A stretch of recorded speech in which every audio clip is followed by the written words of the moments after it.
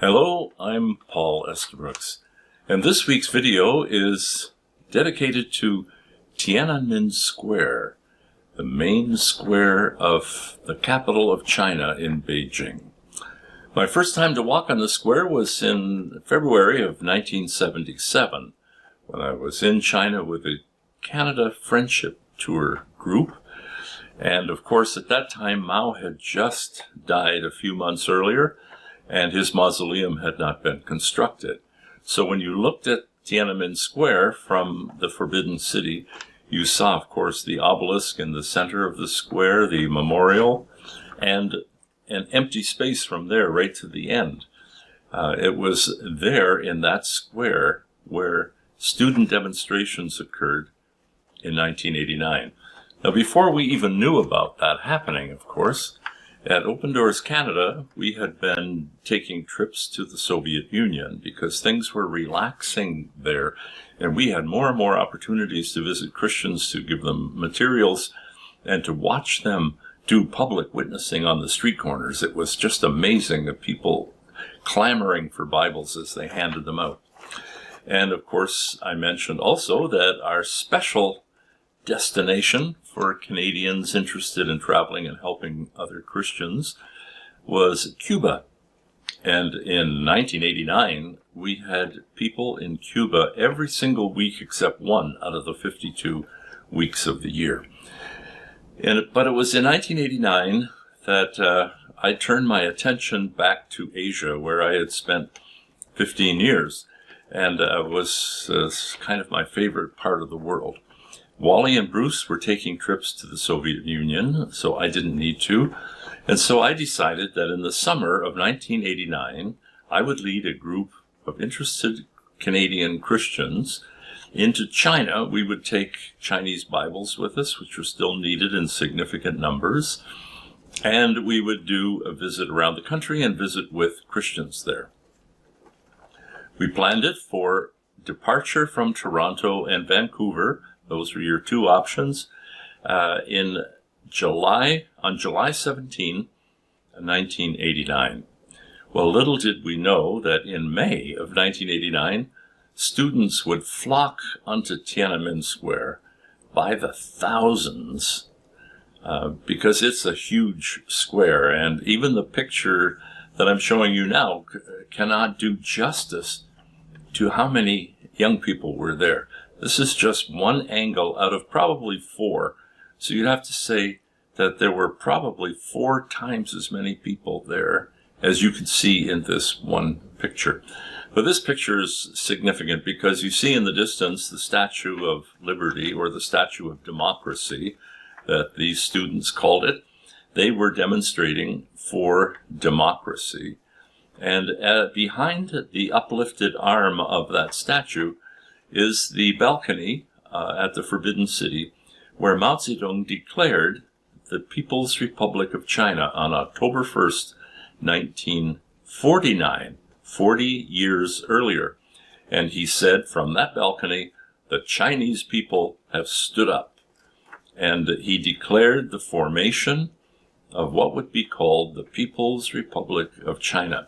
Now, reportedly, there were 1 million people listening to him at that time on Tiananmen Square. I do not think that's an exaggeration. In fact, it may even be an underestimate. That's a big square, and there was not a mausoleum there, of course, yet, which later was built for Mao's body and memorial. And it would be easily space for 1 million people there on that square. Now, I don't know how many thousands of young people were there, but there were a lot. And you can see that they're packed in significantly here in May of 1989. Now, in an earlier video, around Easter time, I shared with you a video that's still on my YouTube channel there, called The Resurrection of the Chinese Church. And it's a title of a book written by Tony Lambert, a China specialist. And in the introduction of that book, this is what he says or what I write about his introduction, he vividly recalls walking on Tiananmen Square in early May 1989. He said he heard the singing of hymns coming from a crowd of students. So he walked over there and he saw a banner with the sign of the cross lifted high, bearing the words in Chinese, "God so loved the world." About 20 students were clustered around it, singing heartily, "I am a true soldier of Christ." He considers this the first open-air Christian witness in Beijing in 40 years.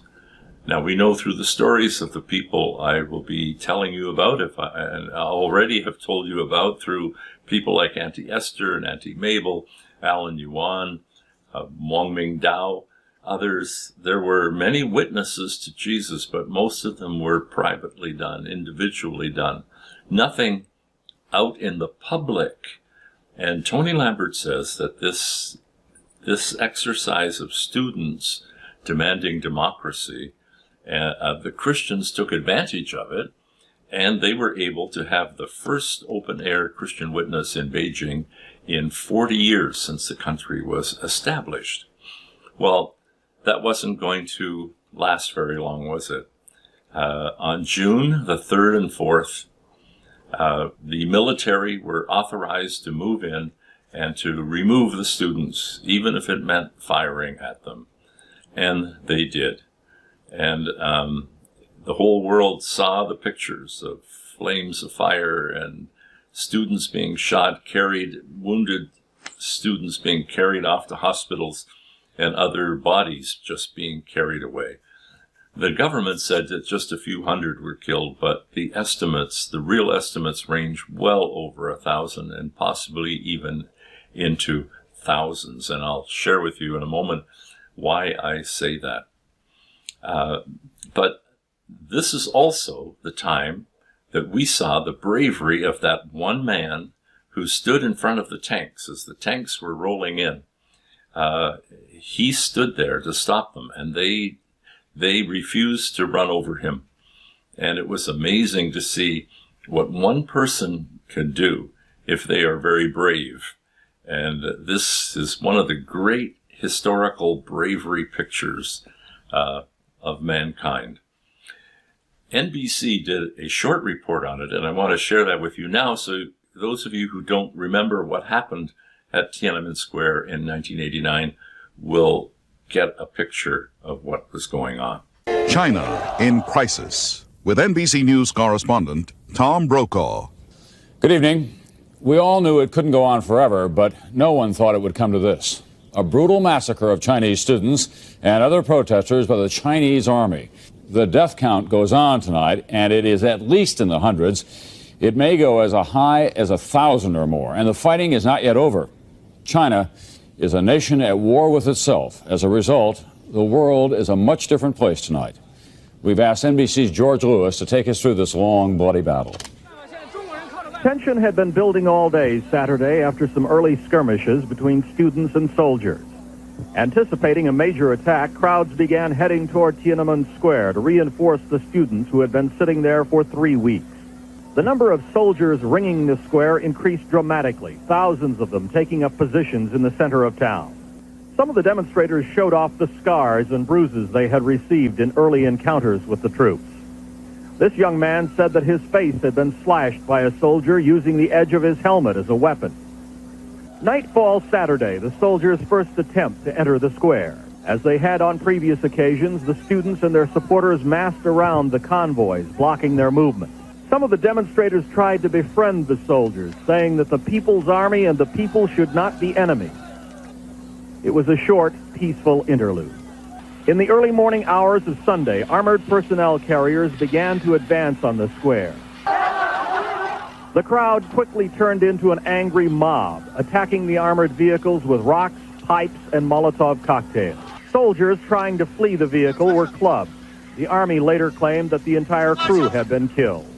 There was a volley of tear gas. Then, without warning, the Army opened up with bullets, firing indiscriminately at the crowd.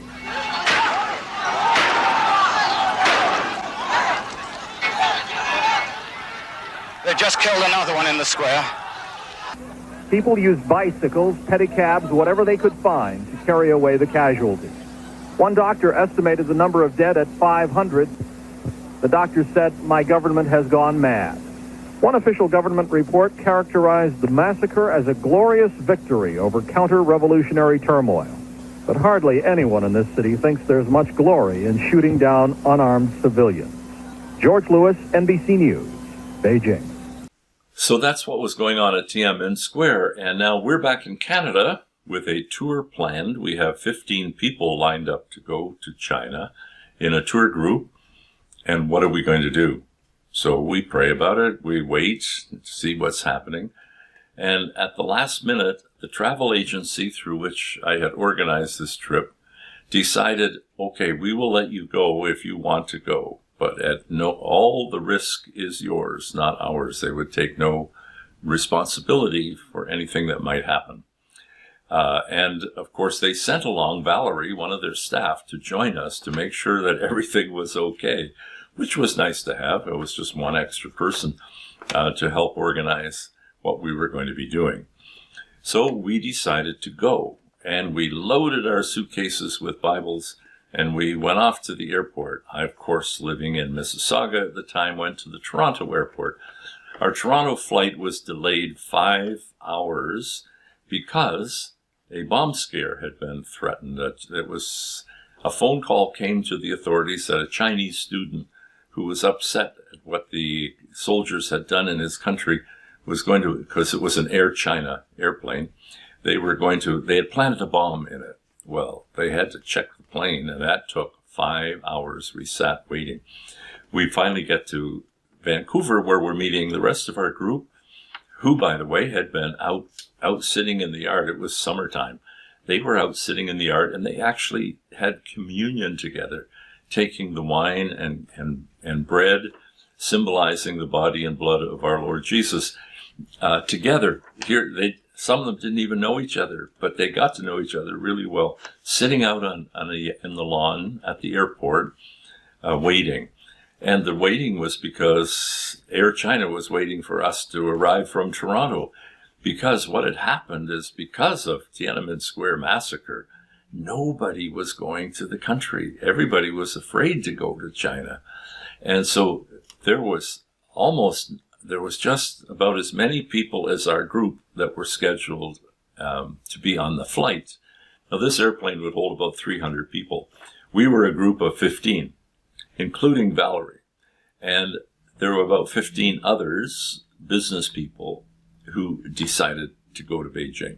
So here's an airplane that will hold 300, and we had about 30 on there. So, we all had a good sleep on that long flight over. Everybody had a row of their own, and it was quite pleasant, actually.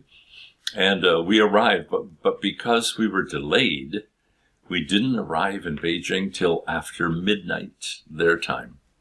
Well, then we had to go through customs.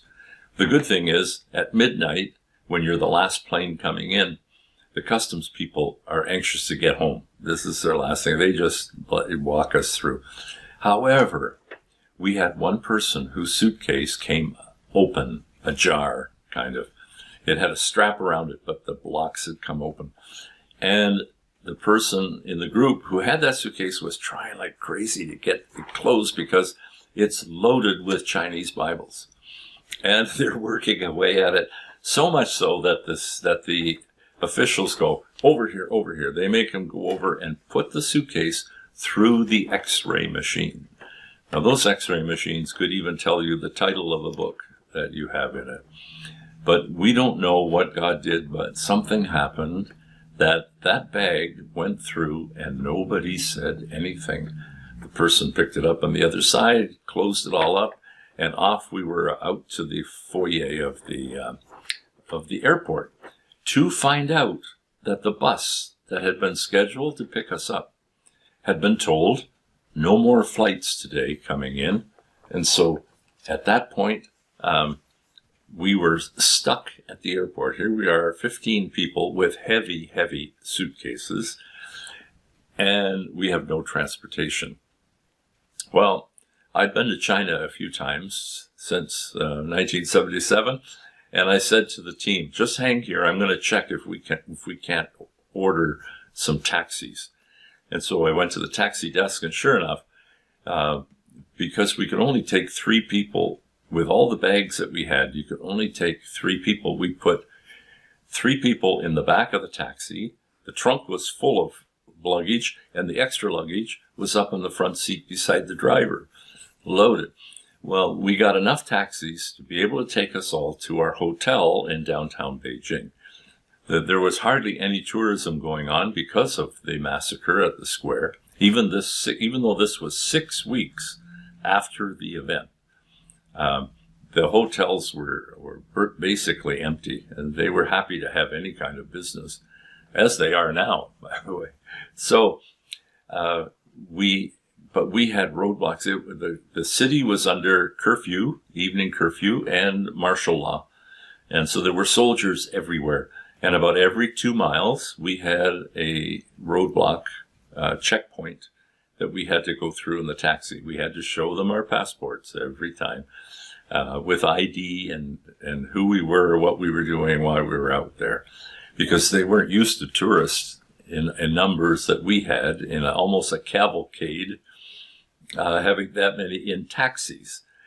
And so we were able to finally, early in the morning, get to our hotel and get some rest. Well, the next morning, we meet Miss Liu, who is our local guide. She is a lovely young lady, but she is angry, very angry. I was surprised that they even let her do her job because of her personal anger toward the soldiers who killed her friends.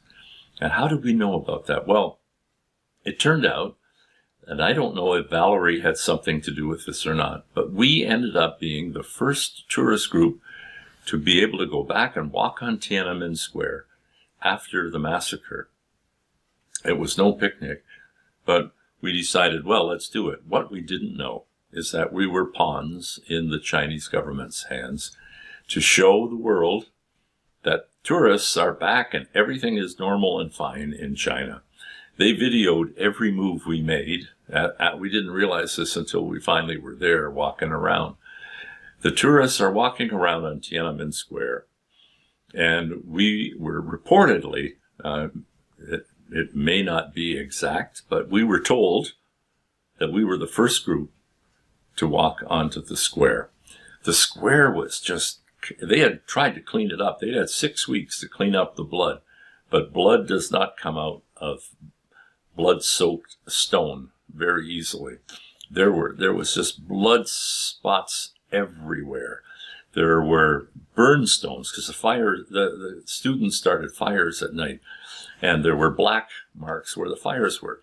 Those steps. Here's a picture of the memorial, the obelisk, in the center of Tiananmen Square. It's a memorial to the people of the revolution, and those steps on 4 sides. There are steps going up to the memorial, and when you get close, as we did at that time, all of the edges of the steps were chewed off because the tanks had chased students right up those steps, right up to the top of that area.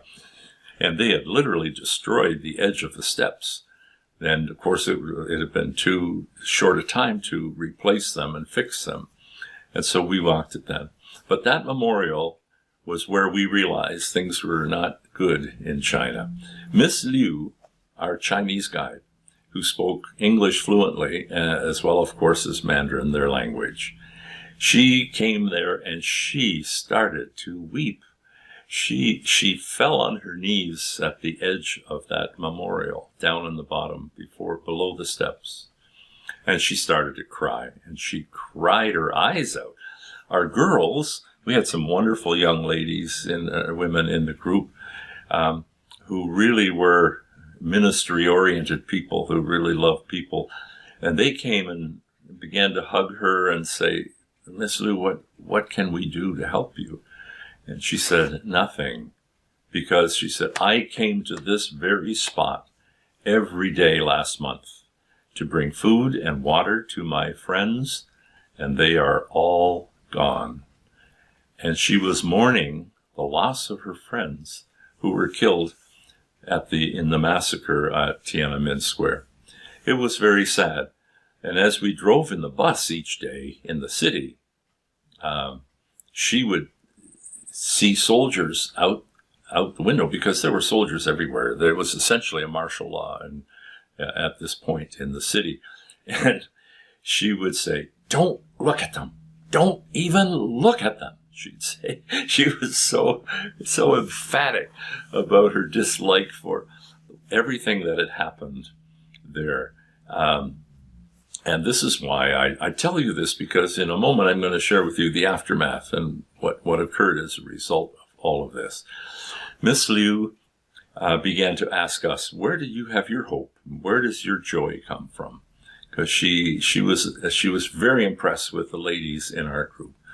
And so they told her about the Lord, and before we left, she committed her life to follow Jesus. And it was a wonderful experience. There, we went to, of course, the typical tourist places. We delivered our Bibles quietly, secretly, to locations, which even now I won't explain, but to people who were able to distribute them. And we went to the Great Wall, for example. Here's a picture of my best bud, Jim Cunningham. Jim and I have been best friends for 65 years. That's telling you something. But this was the first time we were together on the Great Wall. And we have a whole series of pictures since. We've been there many times since. But this was the very first time the two of us together had our picture taken on the Great Wall of China. Well, after this part of our tour was over, we went to Xi'an, the capital, the old capital, the ancient capital of China, which is in the middle of the country. Long before Beijing, Xi'an was the capital. And we went there, as well as to Shanghai, Guilin, and Hong Kong on the tour. But in Xi'an, we realized how serious the Tiananmen Square massacre was. We met a Christian school teacher at the Three Self-Government Church when we were there on a Sunday. And that teacher spoke good English and loved to talk with foreigners. And so he told us that he had dozens of Christian students in the city of Xi'an who had gone to Beijing to be part of those demonstrations because they believed so significantly in wanting to have democracy in their country. And none of them, he said, not one of them came home. Every single one of his dozens of students that he taught were gone. And we ran into this also even down in Guilin. There was a young man named Timothy who I had met earlier. And we found out that Timothy had gone to Beijing and he did not ever come back. And so it was a sad time in China's history. And it was a very, very difficult time for the people of China to know how to interpret all the things that went on there on that day. But it was a turning point in Chinese modern history. What happened was that the young people, especially university students, totally lost faith in the communist government of the country.